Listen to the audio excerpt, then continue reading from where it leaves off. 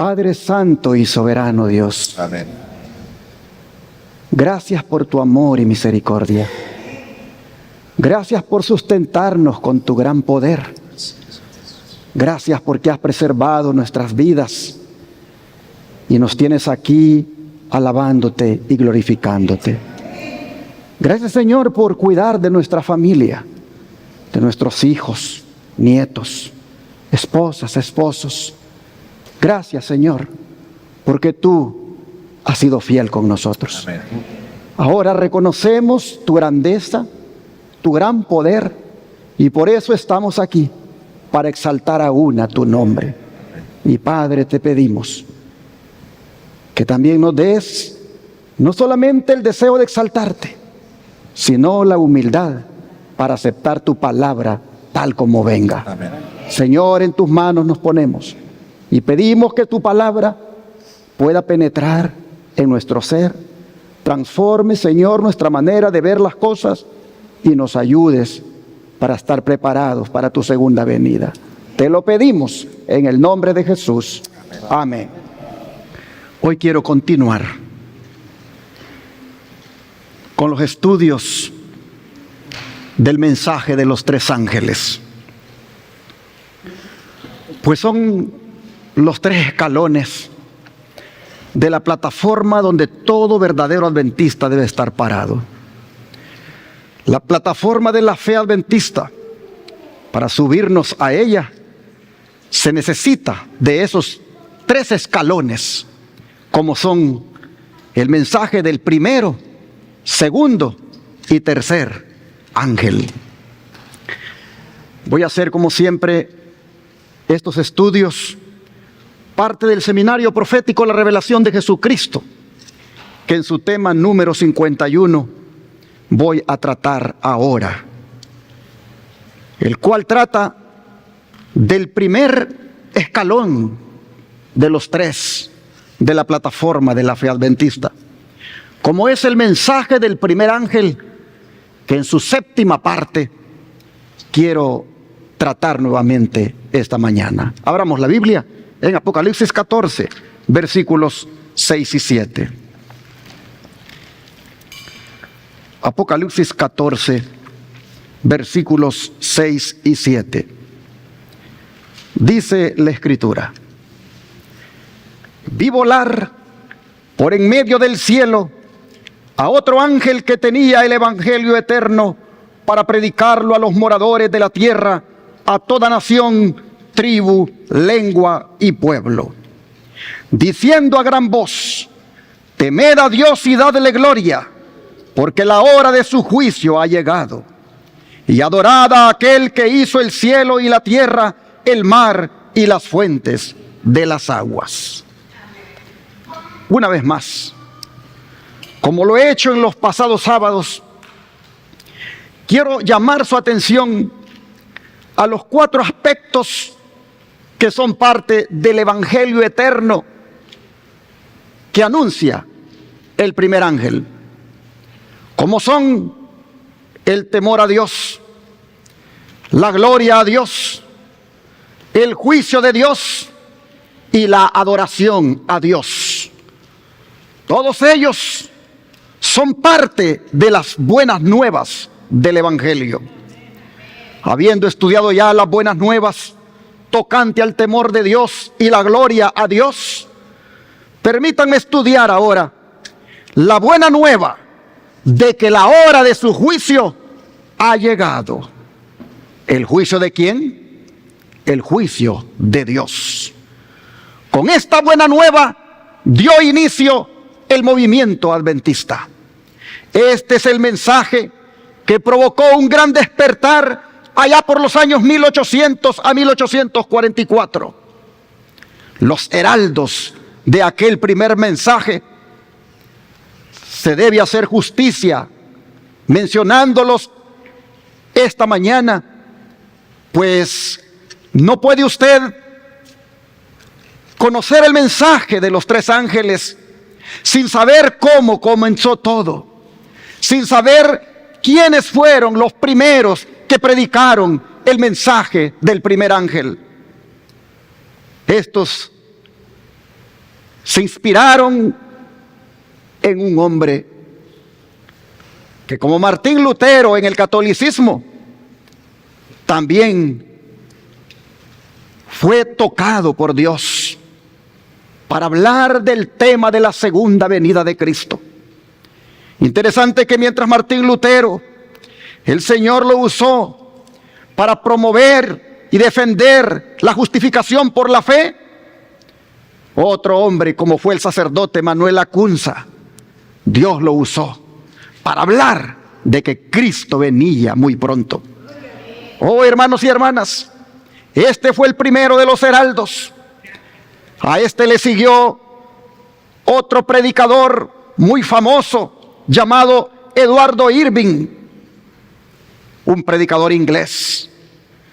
Y se les unió también el predicador judío José Wolf, y más tarde el predicador americano Guillermo Miller, y muchos otros.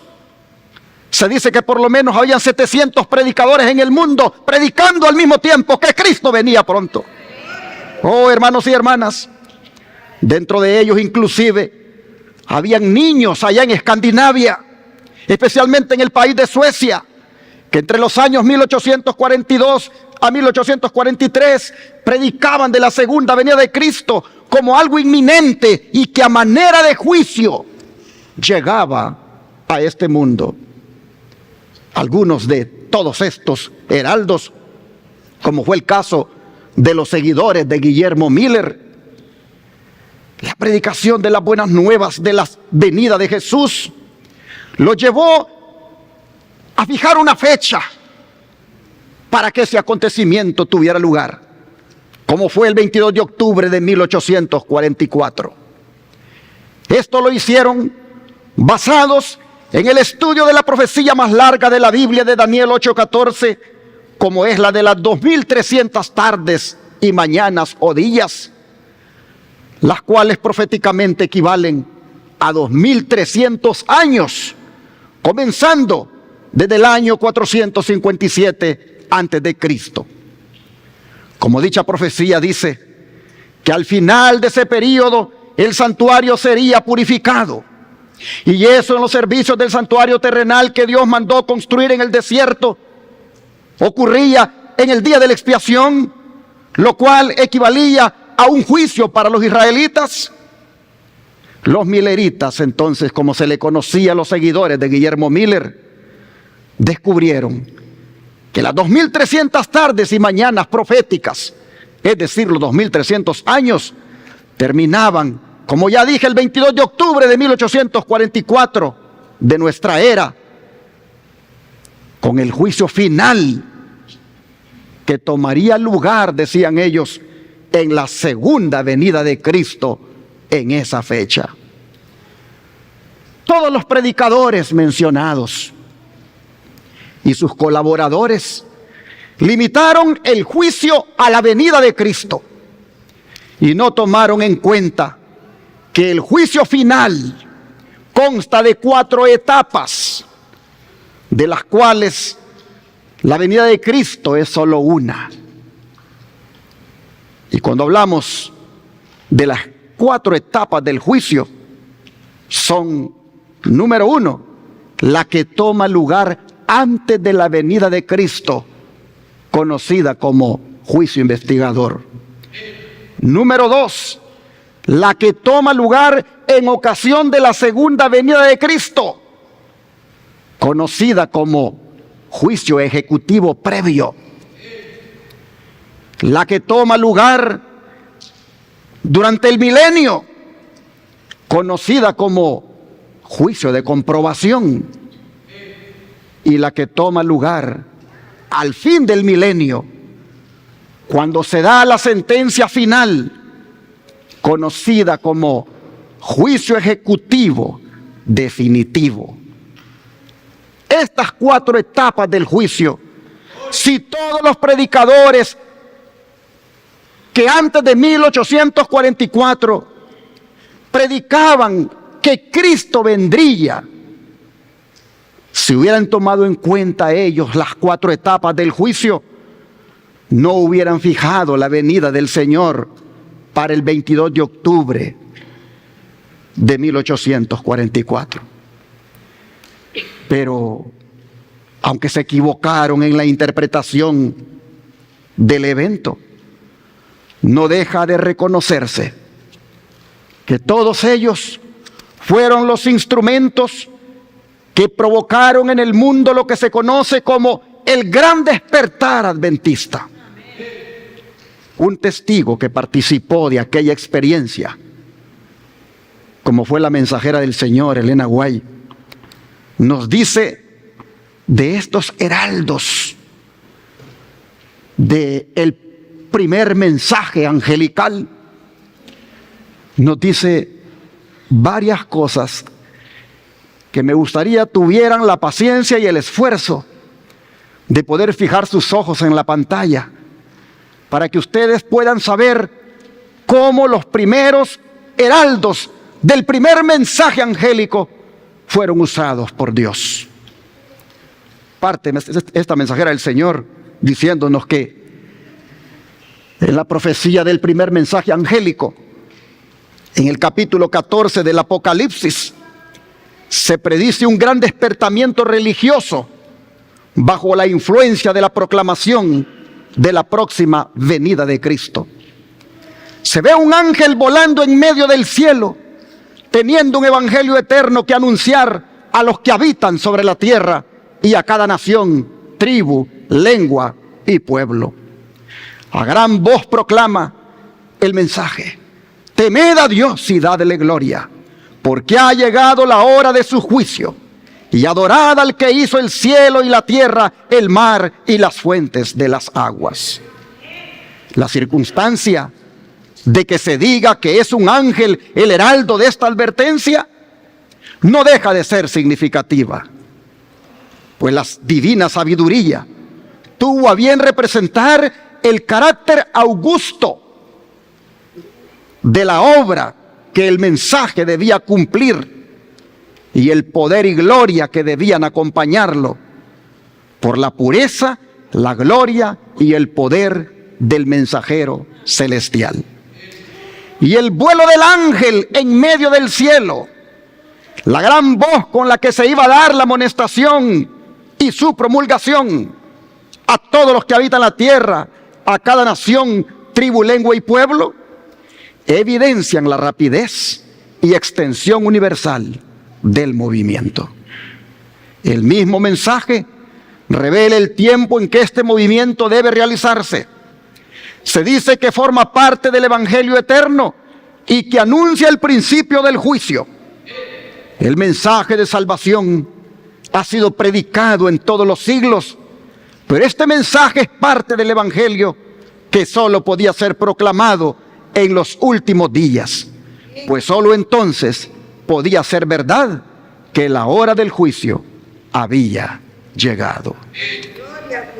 Hermanos y hermanas, así nosotros vemos que es un mensaje de importancia del primer ángel, y es el que da pie al movimiento del cual, por la gracia de Dios, usted y yo somos parte.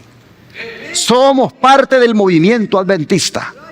Nosotros somos creyentes adventistas, porque nosotros somos parte de ese movimiento que ha proclamado, proclama y seguirá proclamando que Cristo está a las puertas. Y como mensajeros, como parte de ese ángel angelical, debemos hacerlo a gran voz y debemos hacerlo por todas partes, y debemos, hermanos, dar el mensaje, decirle a la gente que el Señor viene pronto.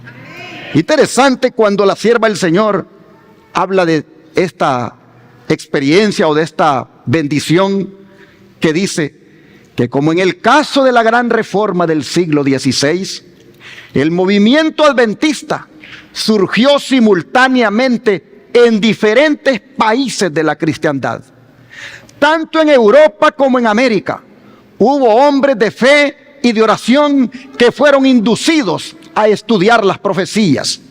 y que al escudriñar la palabra inspirada hallaron pruebas convincentes de que el fin de todas las cosas era inminente. ¿Cómo era posible que a partir de Manuel Acunza empezaran en diferentes países de Europa, en diferentes países cristianos, diferentes siervos predicando de que Cristo se acercaba sin que estos tan siquiera se conocieran o que tan siquiera se pusieran de acuerdo? No cabe duda que era un movimiento dirigido por Dios. Sigue diciendo, en diferentes países había grupos aislados de cristianos que por solo el estudio de las Escrituras llegaron a creer que el advenimiento del Señor estaba cerca. Estoy leyendo en El Conflicto de los Siglos, desde las páginas 356 en adelante, del capítulo titulado El Gran Despertar Religioso. Y sobre este hombre, sobre este pionero del movimiento adventista, sobre este sacerdote, inclusive jesuita, el don de profecía nos dice lo siguiente: en la América del Sur, en medio de la barbarie y de la superchería de los ministros de la religión, el jesuita chileno Lacunza se abrió camino hasta las Sagradas Escrituras y allí encontró la verdad de la próxima vuelta de Cristo. Impelido a dar el aviso, pero deseando no obstante librarse de la censura de Roma, publicó sus opiniones bajo el seudónimo de Rabí Ben Ezra, dándose por judío convertido.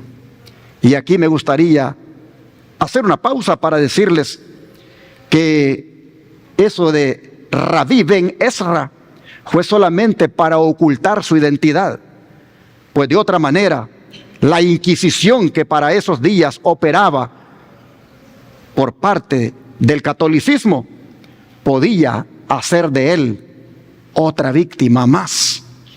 Llama la atención que estudiando las Escrituras, como Lutero lo hizo un día en el asunto de la justificación por la fe, Manuel Acunza encuentra, según las profecías bíblicas, que Cristo estaba para venir allí de los años 1800 en adelante, y escribió un libro que se llamó Venida del Mesías en gloria y majestad.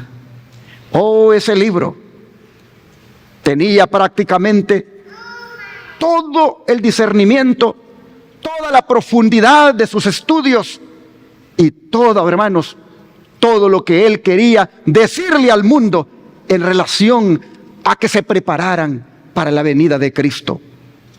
Manuel Acunza fue exiliado y tuvo que irse a Italia, y allá estuvo hasta que murió en una ciudad llamada Imola. Pero su libro en alguna manera, hermanos, comenzó a publicarse y la gente lo comenzó a comprar y comenzó a leerlo, y miraban cómo este hombre desglosaba la profecía bíblica y mostraba la venida de Cristo como algo inminente, de manera que comenzó a haber un despertar. Dice que este hombre, Lacunza, vivió en el siglo XVIII, pero fue tan solo hacia 1825 cuando su libro fue traducido al inglés en Londres.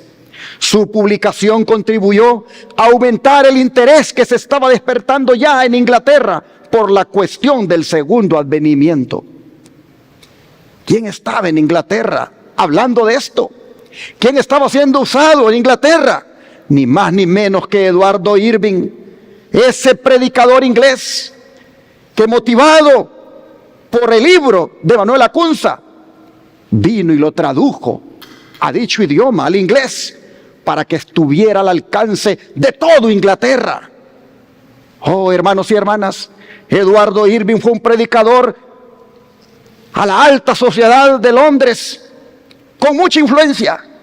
Se dice que una vez predicó al aire libre ante 12,000 personas en Escocia, predicándoles el mensaje del primer ángel.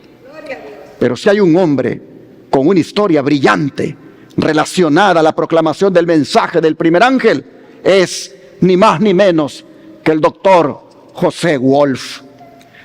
De él el don de profecía dice unas cosas maravillosas que, para no arruinar el relato diciéndolo con mis palabras u omitiendo algunos datos interesantes, prefiero mejor ponerlo en la pantalla para los que les gusta ilustrarse con la lectura. Dice de José Wolf que en 1821, 3 años antes, después de haber llegado Miller a su modo de interpretar las profecías que fijan el tiempo del juicio, el doctor José Wolf, el misionero universal, empezó a proclamar la próxima venida del Señor. Wolf había nacido en Alemania de origen israelita, pues su padre era rabino. Desde muy temprano se convenció de la verdad de la religión cristiana. Dotado de inteligencia viva y dada a la investigación, solía prestar profunda atención a las conversaciones que se oían en casa de su padre, mientras que diariamente se reunían piadosos correligionarios para recordar las esperanzas de su pueblo, la gloria del Mesías venidero y la restauración de Israel. Pero póngale atención a esto, hermanos, porque aquí es donde empieza el Señor a obrar en José Wolf, que es un judío. Él no es cristiano, él es un alemán de nacimiento, pero de origen judío por sus padres, y por lo tanto está formado como judío. Dice que un día, cuando el niño oyó mencionar a Jesús de Nazaret, preguntó quién era. Un israelita del mayor talento, le contestaron. Pero como aseveraba ser el Mesías, el tribunal judío le sentenció a muerte. Entonces dijo el niño: ¿por qué entonces está Jerusalén destruida? ¿Y por qué estamos cautivos? Recuerden que ellos están en Alemania. Ay, contestó el padre, es porque los judíos mataron a los profetas. Inmediatamente se le ocurrió al niño que tal vez Jesús de Nazaret había sido también profeta y los judíos le habían matado siendo inocente. Y este sentimiento era tan vivo que, a pesar de haberle sido prohibido entrar en las iglesias cristianas, a menudo se acercaba a ellas para escuchar la predicación. Cuando tenía apenas 7 años, habló un día con jactancia a un anciano cristiano vecino suyo del triunfo futuro de Israel y del advenimiento del Mesías. El anciano le dijo entonces con bondad: querido niño, te voy a decir quién fue el verdadero Mesías. Fue Jesús de Nazaret, a quien tus antepasados crucificaron, como también habían matado a los antiguos profetas. Anda a casa y lee el capítulo 53 de Isaías y te convencerás de que Jesucristo es el Hijo de Dios. No tardó, dice el niño, en convencerse. Se fue a casa y leyó el pasaje correspondiente, maravillándose al ver cuán perfectamente se había cumplido en Jesús de Nazaret. ¿Serían verdad las palabras de aquel cristiano? El muchacho pidió a su padre que le explicara la profecía, pero éste lo recibió con tan severo silencio que nunca más se atrevió a mencionar el asunto. Pero el incidente ahondó su deseo de saber más de la religión cristiana. Cristo, hermanos, Cristo estaba naciendo en el corazón de José Wolf. Un judío se estaba convirtiendo en cristiano. Sigue diciendo: al aceptar la gran verdad del primer advenimiento de Cristo como varón de dolores, experimentado en quebranto, recuerden que lo mandaron a leer Isaías 53, Wolf comprendió que las profecías presentan con igual claridad su segundo advenimiento en poder y gloria. Y mientras trataba de conducir a su pueblo a Jesús de Nazaret como al prometido y a presentarle su primera venida en humillación como un sacrificio por los pecados de los hombres, le hablaba también de su segunda venida como Rey y Libertador. Jesús de Nazaret, decía Joseph Wolf, el verdadero Mesías, cuyas manos y pies fueron traspasados, que fue conducido como cordero al matadero, que fue varón de dolores y experimentado en quebranto, que vino por primera vez después que el cetro fue apartado de Judá y la vara de gobernador de entre sus pies. Ese, dice, vendrá por segunda vez en las nubes del cielo y con trompeta de arcángel. ¿Qué fue lo que convirtió a José Wolf en cristiano?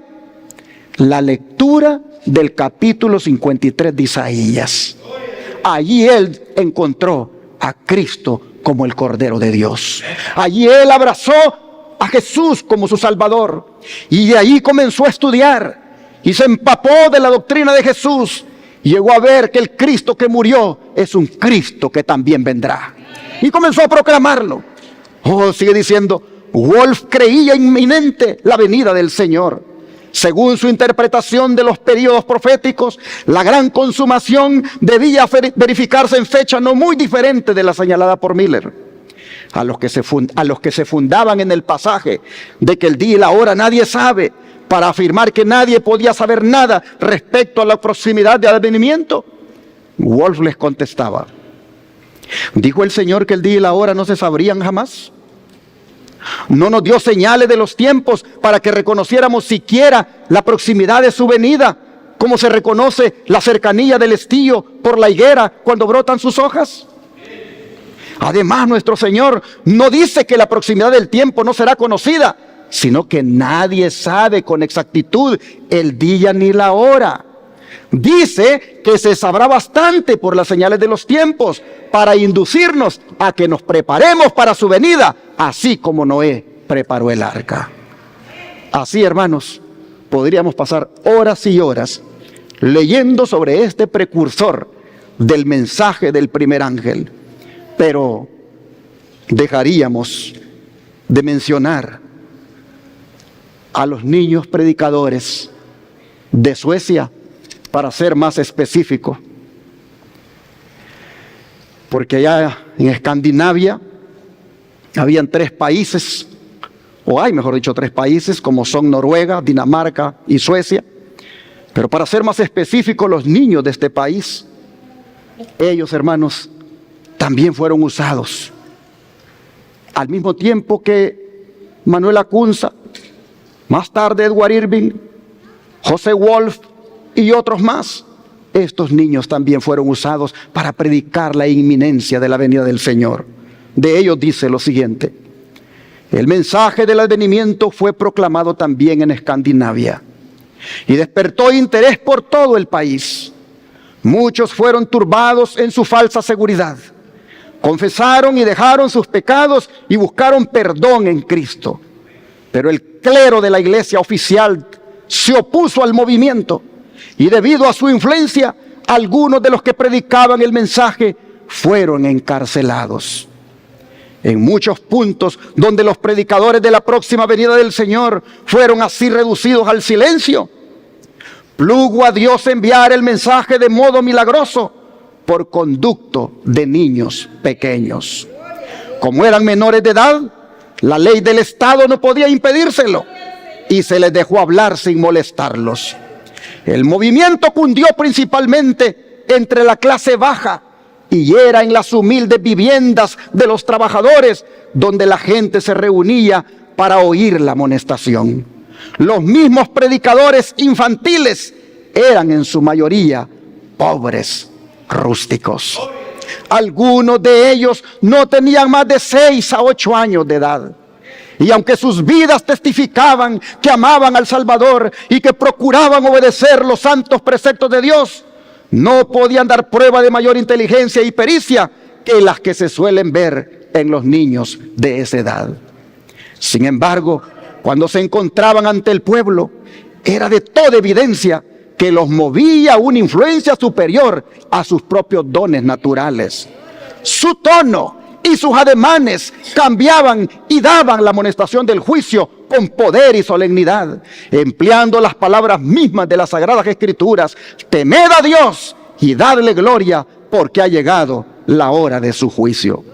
Reprobaban los pecados del pueblo, condenando no solamente la inmoralidad y el vicio, sino también la mundanalidad y la apostasía, y exhortaban a sus oyentes a huir de la ira venidera. La gente oía temblando. El espíritu convincente de Dios hablaba a sus corazones. Muchos eran inducidos a escudriñar las Santas Escrituras con profundo interés. Los intemperantes y los viciosos se enmendaban, otros renunciaban a sus hábitos deshonestos, y se realizaba una obra tal que hasta los ministros de la iglesia oficial se vieron obligados a reconocer que la mano de Dios estaba en aquel movimiento. Dios quería que las nuevas de la venida del Salvador fuesen publicadas en los países escandinavos. Y cuando las voces de sus siervos fueron reducidas al silencio, puso su espíritu en los niños para que la obra pudiera hacerse. Cuando Jesús se acercó a Jerusalén, seguido de alegres muchedumbres, que con gritos de triunfo y ondeando palmas le clamaron: Hijo de David, los fariseos envidiosos le intimaron para que hiciera callar al pueblo. Pero Jesús contestó que todo eso se realizaba en cumplimiento de la profecía, y que si la gente callaba, las mismas piedras clamarían. El pueblo, intimidado por las amenazas de los sacerdotes y de los escribas, dejó de lanzar aclamaciones de júbilo al entrar por las puertas de Jerusalén. Pero en los atrios del templo, los niños reanudaron el canto y agitando sus palmas exclamaban: Hosana al Hijo de David. Cuando los fariseos, con amargo descontento, dijeron a Jesús: ¿oyes lo que estos dicen? El Señor contestó: sí, ¿nunca leísteis que de la boca de los niños y de los que maman perfeccionaste la alabanza? Así como Dios actuó por conducto de los niños en tiempo del primer advenimiento de Cristo, así también intervino por medio de ellos para proclamar el mensaje de su segundo advenimiento. Y es que tiene que cumplirse la palabra de Dios, que dice que la proclamación de la venida del Salvador debe ser llevada a todos los pueblos, lenguas y naciones. Aquí, hermanos, deberíamos los padres y los abuelos pensar en la importancia de preparar a nuestros niños para que sean también heraldos del Evangelio eterno en este tiempo. Deberíamos nosotros también enseñarle a nuestros niños las profecías bíblicas. Deberíamos animarlos a que amonesten al pueblo a la preparación. Oh, qué hermoso sería ver un niño aquí haciéndonos un llamado a la santidad a todos nosotros. Ver un niño aquí mostrándonos la inminente venida del Señor. Oh, qué hermoso sería que en estos tiempos ya estuviéramos todos formando a esos predicadores infantiles que con valor, con denuedo, predicarán el mensaje de la segunda venida. Hermanos, si los niños fueron usados en ese tiempo y unidos a los adultos que lo hacían en Europa, aquí en Norteamérica, en Estados Unidos, otro heraldo era usado poderosamente para predicar la buena nueva del juicio en conexión con la venida del Señor, como lo fue Guillermo Miller. De él y la reacción que produjo su mensaje se ha escrito lo siguiente: a Guillermo Miller y a sus colaboradores le fue encomendada la misión de predicar la amonestación en los Estados Unidos de Norteamérica. Dicho país vino a ser el centro del gran movimiento adventista. Allí fue donde la profecía del mensaje del primer ángel tuvo su cumplimiento más directo. Los escritos de Miller y de sus compañeros se propagaron hasta en países lejanos. Donde quiera que hubieran penetrado misioneros, allá también fueron llevadas las alegres nuevas de la pronta venida de Cristo. Por todas partes fue predicado el mensaje del Evangelio eterno: temed a Dios y dadle gloria, porque la hora de su juicio ha llegado. El testimonio de las profecías que parecían señalar la fecha de la venida de Cristo para la primavera de 1844 se arraigó profundamente en la mente del pueblo. Al pasar de un estado a otro, el mensaje despertaba vivo interés por todas partes. Muchos estaban convencidos de que los argumentos de los pasajes proféticos eran correctos, y sacrificando el orgullo de la opinión propia, aceptaban alegremente la verdad. Algunos ministros dejaron también a un lado sus opiniones y sentimientos sectarios, y con ellos sus mismos sueldos y sus iglesias, y se pusieron a proclamar la venida de Jesús. Fueron, sin embargo, comparativamente pocos los ministros que aceptaron este mensaje. Por eso la proclamación de este fue confiada en gran parte a humildes laicos. Los agricultores abandonaban sus campos, los artesanos sus herramientas, los comerciantes sus negocios, los profesionales sus puestos, y no obstante el número de los obreros era pequeño comparado con la obra que había que hacer. La condición de una iglesia impía y de un mundo sumergido en la maldad oprimía el alma de los verdaderos centinelas que sufrían voluntariamente trabajos y privaciones para invitar a los hombres a arrepentirse para salvarse. A pesar de la oposición de Satanás, la obra siguió adelante y la verdad del advenimiento fue aceptada por muchos miles. Por todas partes se oía el testimonio escrutador que amonestaba a los pecadores, tanto mundanos como miembros de iglesia, para que huyeran de la ira venidera. Sí, así como los niños lo hacían en Suecia. Como Juan el Bautista, dice el precursor de Cristo, los predicadores ponían la segur a la raíz del árbol. La segur es otra manera de referirse a una hacha grande. E instaban a todos, dice, que hiciesen frutos dignos de arrepentimiento. Sus llamamientos conmovedores contrastaban notablemente con las seguridades de paz y salvación que se oían desde los púlpitos populares. Y donde quiera que se proclamaba el mensaje, conmovía al pueblo. El testimonio sencillo y directo de las Sagradas Escrituras, inculcado en el corazón de los hombres por el poder del Espíritu Santo, producía una fuerza de convicción a la que solo pocos podían resistir. Personas que profesaban cierta religiosidad fueron despertadas de su falsa seguridad, vieron sus apostasías, su mundanalidad y poca fe, su orgullo y egoísmo. Muchos buscaron al Señor con arrepentimiento y humillación. El apego que por tanto tiempo se había dejado sentir por las cosas terrenales, se dejó entonces sentir por las cosas del cielo. El Espíritu de Dios descansaba sobre ellos y con corazones ablandados y subyugados se unían para exclamar: temed a Dios y dadle gloria, porque ha llegado la hora de su juicio. Los pecadores preguntaban llorando: ¿qué debo yo hacer para ser salvo?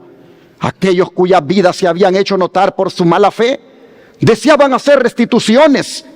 Todos los que encontraban paz en Cristo ansiaban ver a otros participar de la misma bendición. Los corazones de los padres se volvían hacia sus hijos y los corazones de los hijos hacia sus padres. Los obstáculos levantados por el orgullo y la reserva desaparecían. Se hacían sentidas confesiones y los miembros de la familia trabajaban por la salvación de los más cercanos y más queridos. A menudo se oían voces de ardiente intercesión. Por todas partes había almas que con angustia luchaban con Dios. Muchos pasaban toda la noche en oración para tener la seguridad de que sus propios pecados eran perdonados o para obtener la conversión de sus parientes o vecinos. ¿Qué les parece? Estamos hablando aquí, hermanos, de un movimiento que está buscando de verdad la conversión de todo corazón. Aquí tenemos un movimiento que ante la noticia de que Cristo viene pronto, está buscando la reconciliación con Dios y también con sus prójimos. Aquí tenemos un movimiento de personas que rompen con la hipocresía, que rompen con toda la frialdad que pueda haber en su vida espiritual. Tenemos un movimiento, hermanos, de personas que buscan la sencillez en sus vidas y que se preparan de corazón para encontrarse con el Señor. Miren ustedes, lloraban y preguntaban: ¿qué debo hacer para ser salvo? Todas las clases, dice, de la sociedad se agolpaban en las reuniones de los adventistas. Ricos y pobres, grandes y pequeños, ansiaban por varias razones oír ellos mismos la doctrina del segundo advenimiento. El Señor contenía el espíritu de oposición, mientras que sus siervos daban razón de su fe. A veces el instrumento era débil, pero el Espíritu de Dios daba poder a su verdad. Se sentía en esas asambleas la presencia de los santos ángeles y cada día muchas personas eran añadidas al número de los creyentes. Siempre que se exponían los argumentos en favor de la próxima venida de Cristo, habían grandes multitudes que escuchaban embelesadas. No parecía sino que el cielo y la tierra se juntaban. El poder de Dios era sentido por ancianos, jóvenes y adultos. Los hombres volvían a sus casas cantando alabanzas y sus alegres acentos rompían el silencio de la noche. Ninguno de los que asistieron a las reuniones podrá olvidar jamás escenas de tan vivo interés.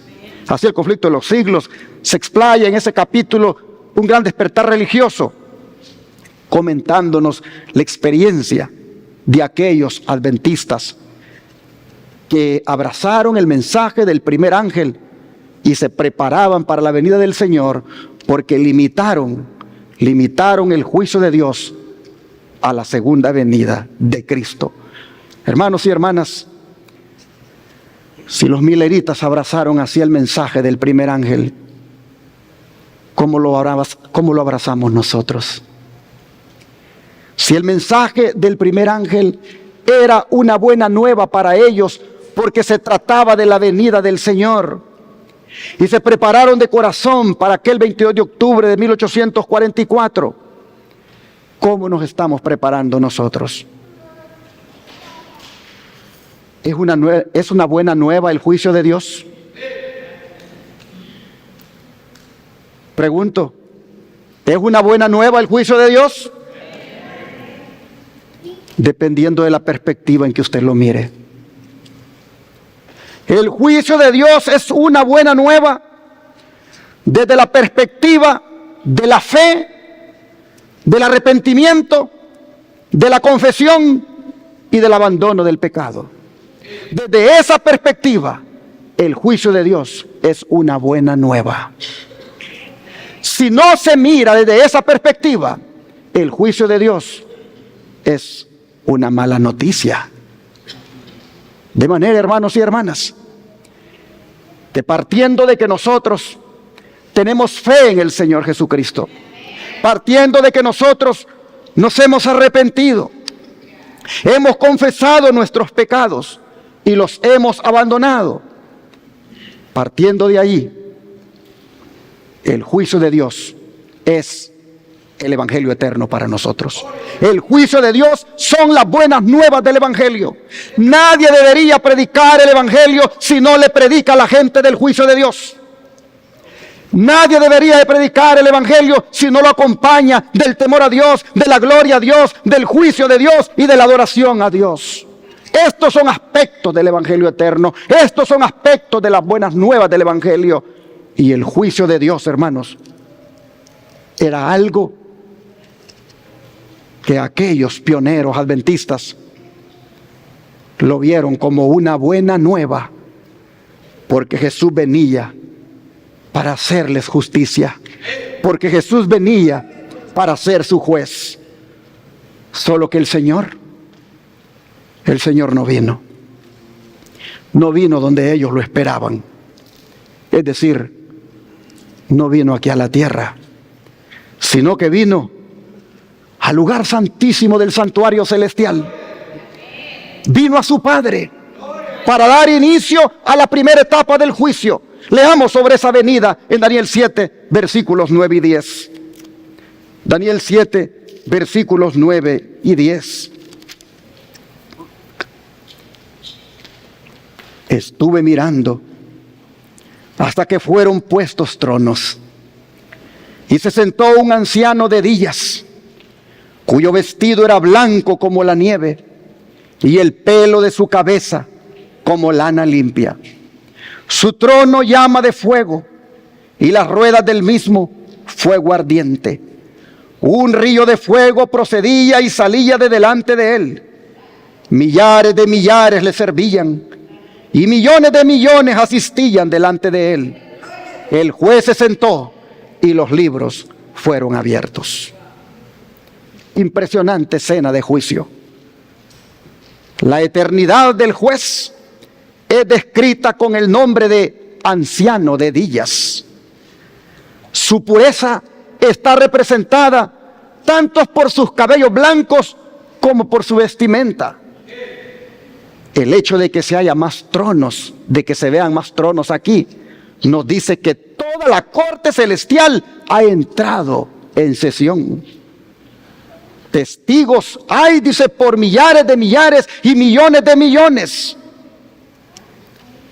Pero vean quién más se hace presente en la corte y para qué. Versículos 13 y 14.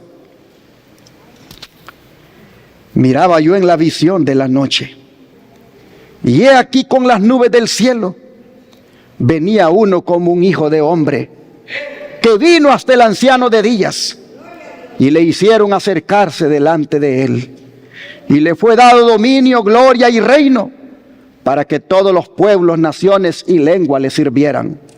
Su dominio es dominio eterno, que nunca pasará, y su reino uno, que no será destruido. Oh, hermanos y hermanas, este Hijo del Hombre, todos sabemos que es nuestro Señor Jesucristo.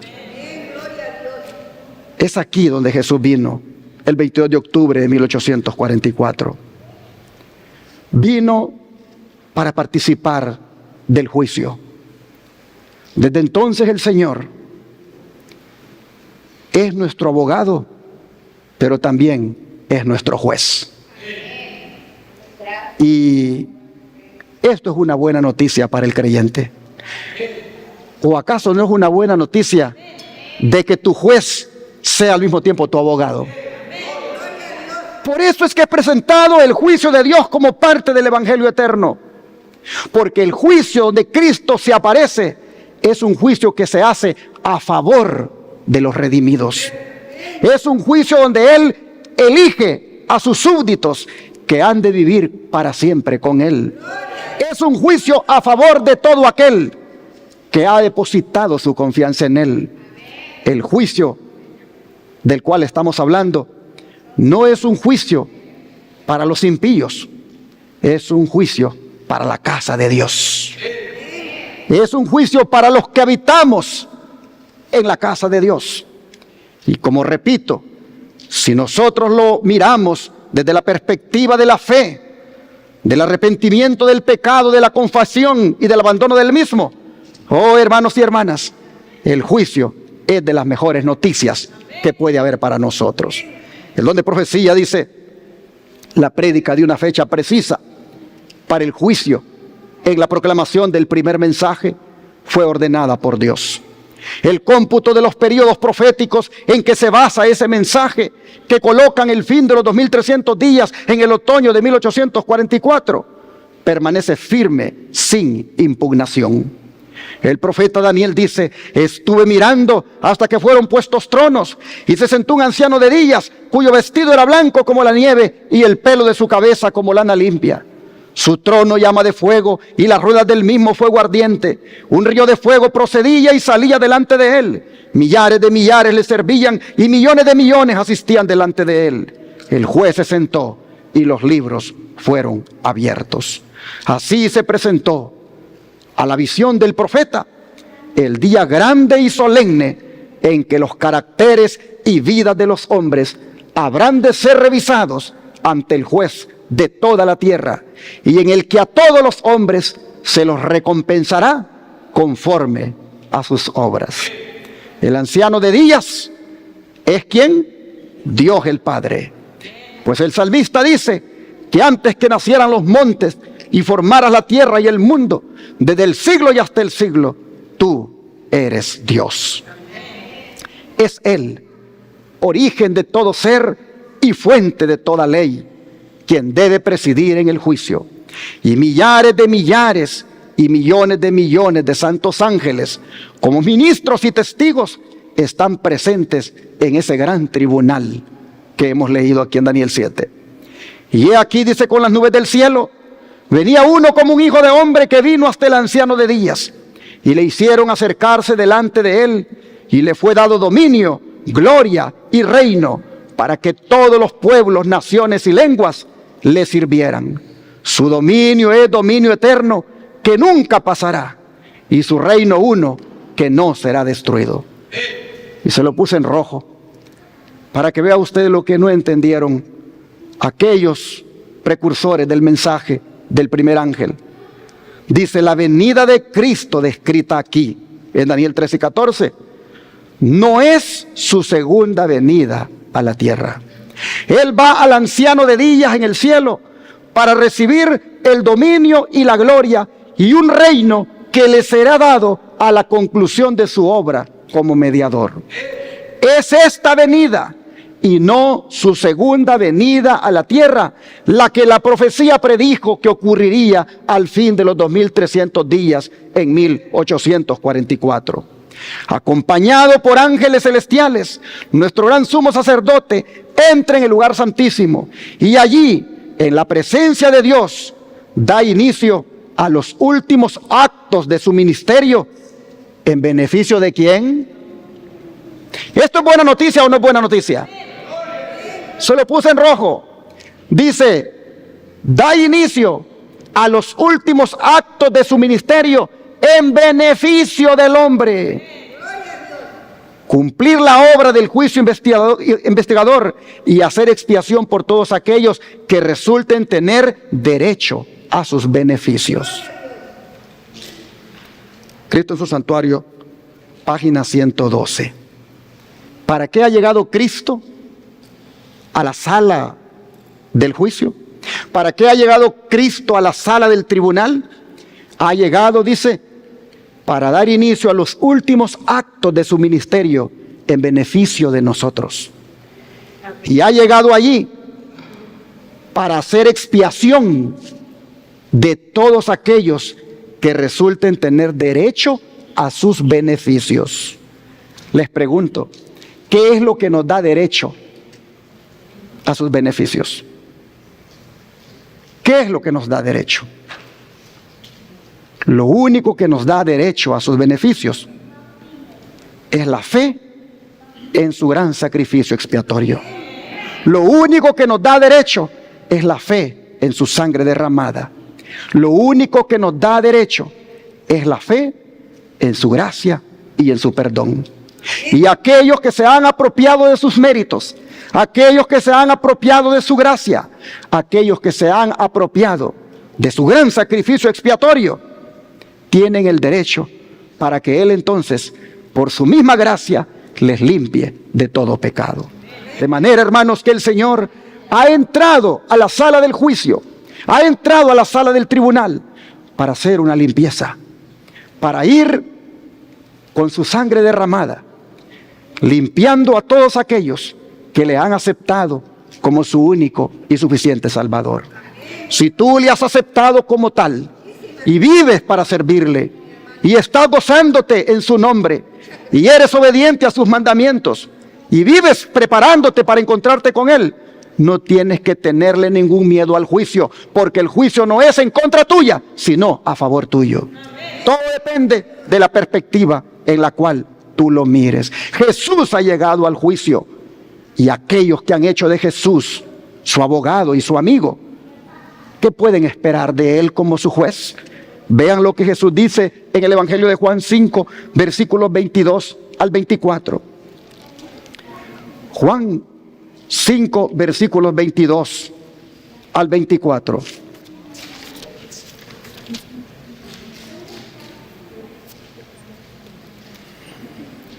Porque el Padre a nadie juzga, sino que todo el juicio dio al Hijo, para que todos honren al Hijo como honran al Padre. El que no honra al Hijo, no honra al Padre que le envió. De cierto os digo, el que oye mi palabra y cree al que me envió, tiene vida eterna y no vendrá a ¿qué cosa? A condenación, mas ha pasado de muerte a vida. ¿Qué está diciendo el Señor? Yo soy el juez. El Padre a nadie juzga. Todo el juicio me lo ha dado a mí.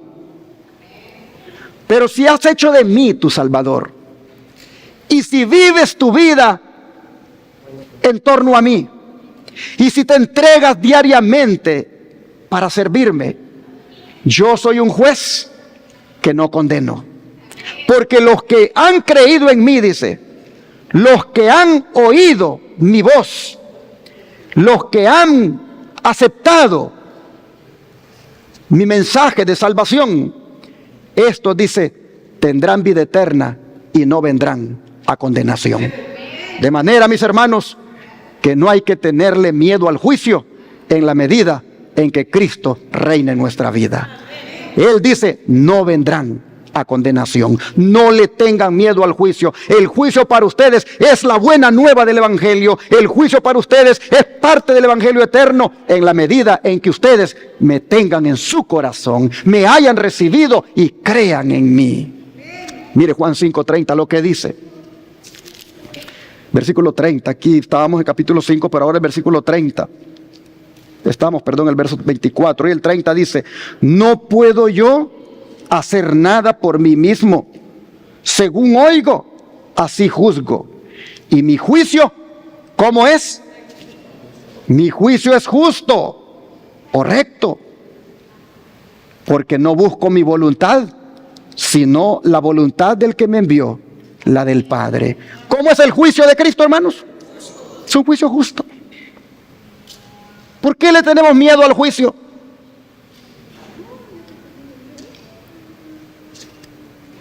Seamos sinceros. ¿Quién está preparado para enfrentar el juicio?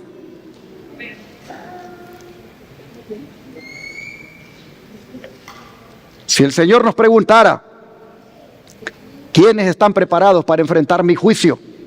Serían pocas las manos que se levantarían.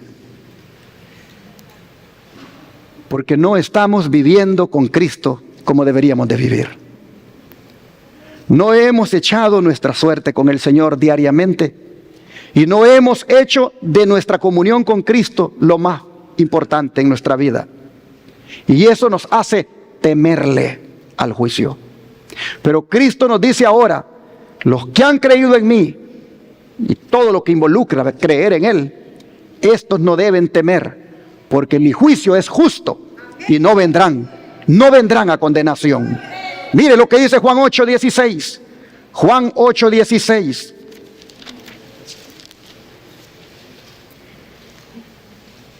Y si yo juzgo, mi juicio es como dice, verdadero, porque no soy yo solo, sino yo y el que me envió, el Padre. Aquí Él está diciendo que su juicio es como verdadero. De manera, mis hermanos, que ante la noticia de que la hora de su juicio ha llegado, como está ahí en la pantalla, ante esa buena nueva de que la hora de su juicio ha llegado, yo creo que nosotros debemos prepararnos para enfrentarlo individualmente. Porque desde 1844 para acá, ese juicio se está celebrando. Y si comienza primero por la casa de Dios, esto, como lo vamos a ver en otros estudios, ha comenzado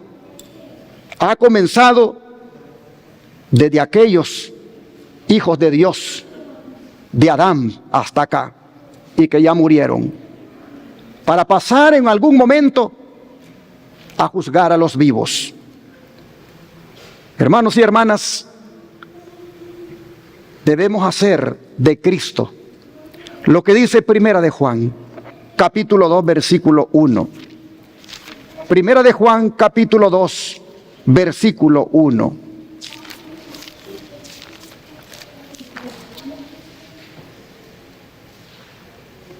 Hijitos míos, estas cosas os escribo para que no pequéis.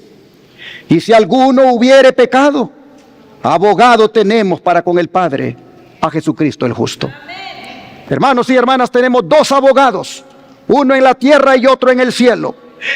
En la tierra tenemos al abogado llamado Espíritu Santo, y en el cielo tenemos al abogado llamado Jesucristo. Si hemos pecado, hermanos, hay uno que nos ha convencido de pecado, el cual es el Espíritu Santo. Pero hay otro que intercede por nosotros si le buscamos y le pedimos perdón. De manera que si hemos pecado y le tenemos miedo al juicio por nuestra condición de pecadores, si hemos hecho lo malo delante de los ojos de Dios, si hemos transgredido algún mandamiento de la ley de Dios, si no hemos hecho lo recto delante de sus ojos, y sabiendo que ya viene la hora del juicio individual para nosotros, Hermanos y hermanas, atendamos el mensaje.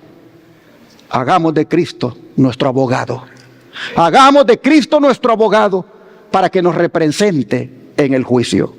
Así he querido este día, como una primera parte de lo que constituye la buena nueva del Evangelio eterno, como es la hora de su juicio ha llegado, he querido, hermanos, dejar como plataforma o como inicio, haciéndole justicia a los primeros heraldos de aquel mensaje o de este mensaje, como fueron los que mencioné, y también el llamado a confiar en este juicio, porque Jesús está allí para representarnos a cada uno de nosotros. Hermanos y hermanas, el entusiasmo, la alegría con la que predicaron nuestros pioneros adventistas, el ánimo, lo contentos que estaban porque Cristo venía, asociando el juicio con la venida del Señor. Los que predicaron de esa manera nos dicen a nosotros, así es como se tiene que predicar el mensaje del primer ángel en este tiempo. Así, con urgencia, diciéndolo a gran voz por todas partes. Así se tiene que predicar, preparando a la gente, preparando al mundo, anunciándoles que muy pronto hemos de comparecer ante el juez de toda la tierra. Es mi deseo y oración, hermanos, que como los primeros heraldos de este primer mensaje angelical, nosotros también tomemos nuevamente las Escrituras, nos empapemos de las profecías bíblicas, miremos la inminente venida de Cristo y la proclamemos antes que sea demasiado tarde. Que Dios bendiga su palabra. Así que vamos a entonar el canto 493, lo vamos a colocar en pie a aquellos que se les haga posible.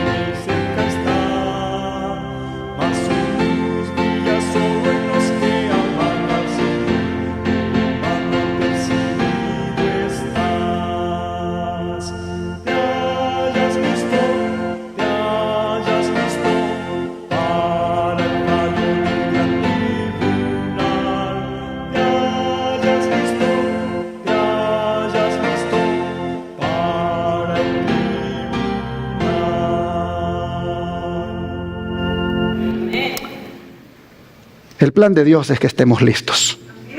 Y todos los días. Así que, hermanos, sería bueno que hagamos una decisión. Y es la de romper ya completamente con el pecado que nos invade y que algunas veces hasta nos deleitamos en él, sabiendo nosotros que Cristo está a las puertas, sabiendo nosotros que deberíamos de estar listos. Bueno es, mis hermanos, que hagamos una decisión esta mañana, como es la de consagrarnos de verdad al Señor y de volver a la sencillez y humildad cristiana. Este es el tiempo, hermanos, cuando deberíamos, como los mileritas, como los pioneros adventistas, examinar nuestras vidas. Y como dijo el apóstol Pablo, examinarnos para ver si estamos en la fe. Y al evaluarnos y mirar que hay mucha cosa del mundo en nosotros, que hay mucha cosa que nos hace aferrarnos a este mundo y que nos puede inclusive llevar a la perdición, hermanos, decidamos romper con todo eso y, como dice el apóstol, vestirnos de la sencillez de Cristo. Vamos a orar para que el Señor nos ayude a estar listos para cuando nuestro nombre sea tomado en el juicio que se está llevando a cabo.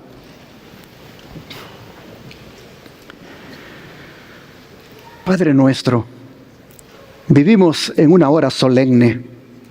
Sabemos, Señor, que estamos viviendo en las últimas horas de la historia. En algún momento, Señor, en este juicio que se está llevando a cabo, nuestro nombre será tomado y se dará un fallo. Y si bien es cierto, Señor, en el contexto del mensaje, nosotros vemos que no hay que temer porque esto es una buena nueva. Porque el fallo no es de condenación, sino de salvación. Señor, sabemos también que eso se aplicará a aquellos que verdaderamente te amen y te sirvan y hagan de ti su divino compañero, su divino consejero, y hagan de ti su divino consolador. Oh Señor, en este momento queremos suplicarte para que, como aquellos mileritas, nosotros también nos preparemos para tu segunda venida, pero sobre todo para el momento cuando comparezcamos allí en el tribunal tuyo. Señor, ayúdanos a no transigir más con el pecado, a odiar el pecado, a rechazar el pecado, a romper con el mundo y volver a la sencillez de Cristo, a la humildad y a la consagración. Ayúdanos, Señor, a estar listos para nuestra comparecencia ante ti, la majestad del cielo. Gracias por hacernos ver estas cosas, y en tu nombre, Señor, nos hemos de preparar y con tu ayuda estaremos listos. En el nombre de Jesús. Amén.